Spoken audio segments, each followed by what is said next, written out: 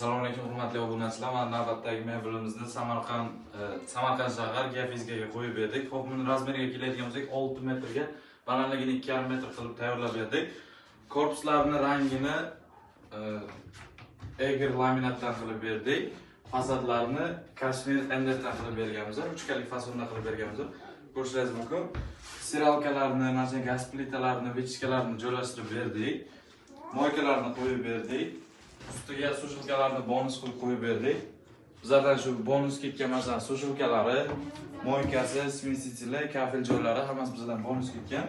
Bundan keyin masalan katta tortmalarni tushirib berdik. Tandem mexanizmda. Bu yerga qo'shiq vilka qo'yish uchun sekretli tortma qo'yganmiz. Qo'shiq g'aladonlari ham bor. Bu yerga tagiga kattaroq qozonlar qo'yish uchun kattarog'idan qo'yganmiz tortmasini. Ustiga chiqib ko'rsatsam ham ko'taradi.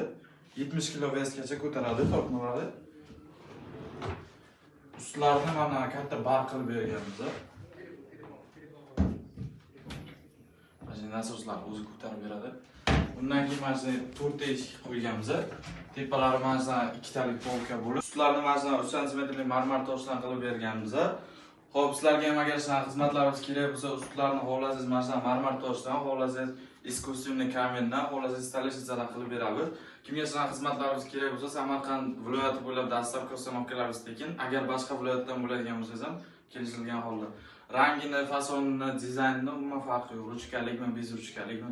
Telegram kanalida kommentariyani boshiga belgilab qo'yaman, kirib ko'rsangiz bo'ladi. YouTube'ga qo'ya olmaganlaringizni ham Telegram kanalga tashlab boramiz.